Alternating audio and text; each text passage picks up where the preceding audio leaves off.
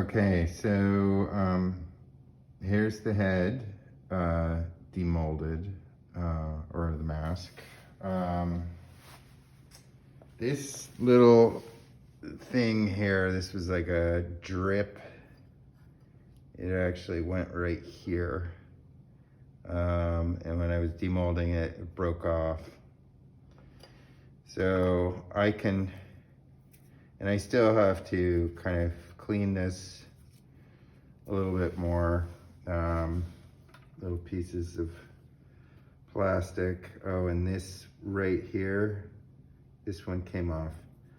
But the hole that this goes into is still there. And so I can glue it back.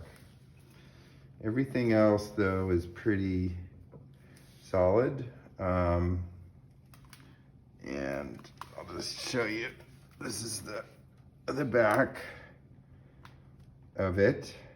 And so, you know, the eye actually is a spot where you can look through. And this dowel, you can hold the piece up with that dowel. It's really important that it's bonded in to the plastic. All right, so you're gonna need to kind of play around with the composition of your different elements to construct something that is a face. This could be more machine-like, more animal-like, more human-looking. It could be completely abstract.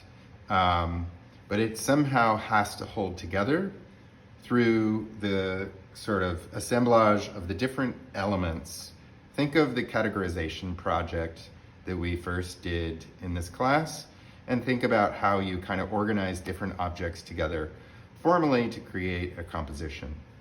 The face is one of the most kind of fundamental forms that we kind of assemble to create something that represents something. So here you've got a complicated problem of how much do you want to suggest a face and how much do you want it to be abstract.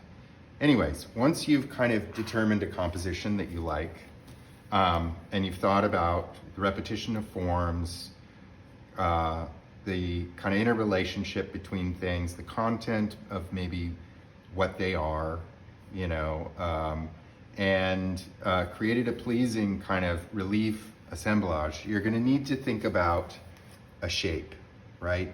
So an oval is a very conventional kind of face, right? And I kind of ended up with this this shape because I was interested in this spoon, these little castings that I was going to use.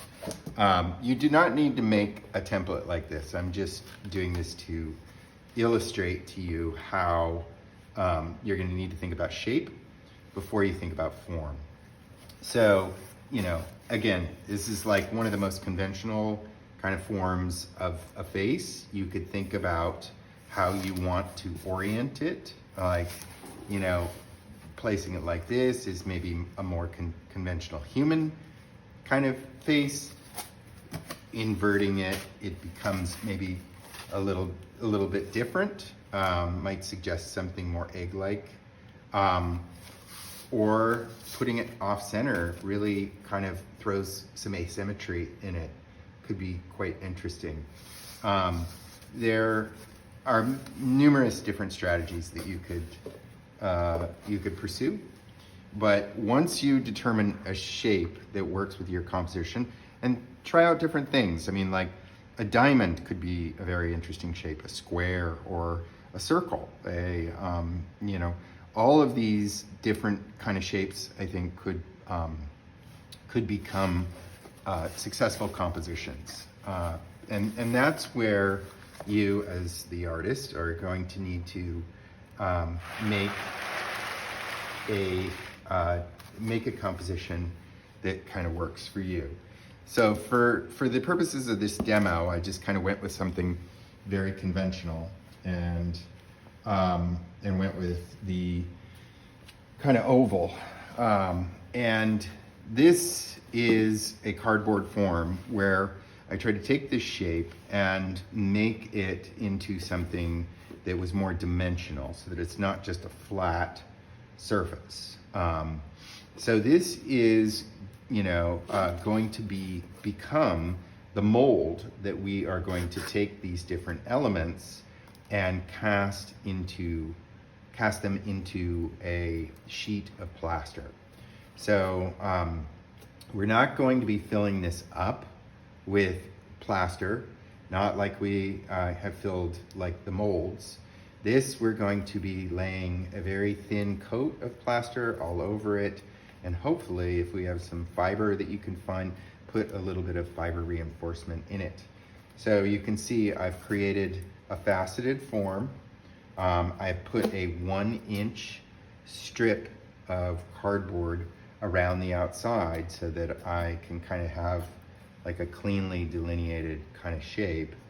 And each one of these elements, after this form is built, we're going to be plotting out where they go and very carefully kind of creating little holes or cutting an X to be able to insert them through the surface so that only just a little bit of the plaster and the string or the wire are sticking out so it will bond with the plaster. So you have to think about the inside of this form as being the important surface. That is what you're gonna cast against. So here I've created like this, kind of this shape on the inside of it. On the outside, you don't see that. And here I've peeled away the cardboard so that you can see the ribs of it. I'm probably going to do that for the other parts of it too, but I might be using bubble wrap on this. But anyhow, you need to generate a form, and it can be any shape or form that works with your design. But this is hot glued together. This is also double ply cardboard, which is stronger. If there's any chance you can find double ply, that's great. If not, work with what you can. Hot glue, I really recommend because this needs to be pretty strong, okay? You could kind of use tape, a lot of tape on the outside to help reinforce it, like duct tape or packing tape. But you're gonna need to generate a form that we are going to kind of integrate all of these elements into.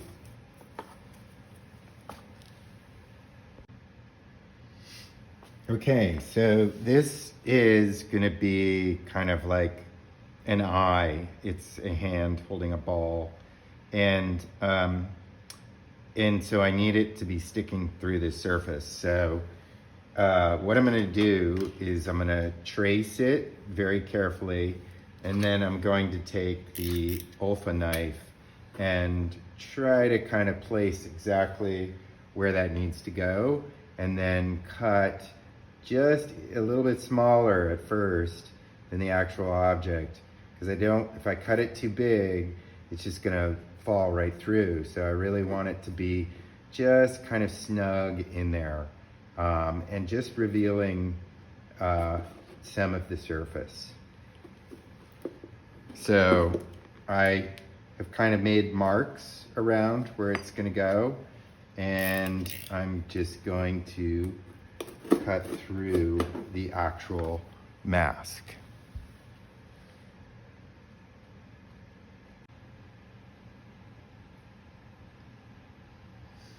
All right, so this is the mask, the outside of it, and I was going to put one of these castings of a dust mask here, but then I thought it was kind of cool in the negative, so I actually just incorporated with tape, with clear packing tape and hot glue, the actual plastic vacuum form packaging in the mouth, because I thought it was kind of interesting. It has kind of like a scream. And you know, these are spoons. I cut out a spot for this kind of hand thing. This is a cup. I cut a hole and I put a cup in there, and then this piece kind of goes in between the cup and the cardboard. This is like a spill, a finger, another dust mask that was cut through the cardboard. This is, I don't know, some kind of a virus or something. This is just a packaging thing that's kind of interrupting the surface. This is a spill. It's, you know, that you could put sticks or anything that you want, just puncture it through. These go right through these are the wood dowels from your kit. Kind of going through, this is like this string detail. I kind of added a sort of like a nose feature to it. And again, it's faceted here, here, here, to give it a little bit more volume. So now let me turn this around so you can kind of see what's on the other side. So here's, I actually have to kind of tilt this a little bit. These are the strings. This is the nose detail that goes in here. And it's kind of broken into two pieces. So this is like the string, this is the cup. You know, this is this little detail thing. It's like a packaging detail. The fingers. So now I'm going to be mixing up a batch of plaster that is, you know, it's really important that all of these gaps in between the pieces are filled. So I'm actually going to take these out now, and I'm going to put plastic in here, in between, you know, over the cardboard, and then cut these holes and kind of put them through the plastic, so the plastic barrier will help protect the plaster from leaking out. You can also do it with taking packing tape from the back, this side over here, and seaming it with packing tape, which is what I did on some of these things like this. This has packing tape. But you know, you could also lay down like something like drop cloth, or you could do something like bubble wrap or something that will like cast a really heavy texture on your piece. And then I'll show you this, but after that is done, then I'm going to be mixing up a batch of really thick plaster and just kind of going around and kind of seaming together all of these kind of individual units and trying to fill these cracks and voids. And then I'll come back with another coat which is thinner to kind of cover the entire surface. So you just, with this process, there are some things that are being cast, like this cup and this. I'm casting around this cup. I'm casting this detail into the piece. So you can kind of use a process of casting to capture texture and stuff. But you have to kind of use this cardboard as a mold, and you're kind of integrating these different elements by having them lock onto the plaster through the surface.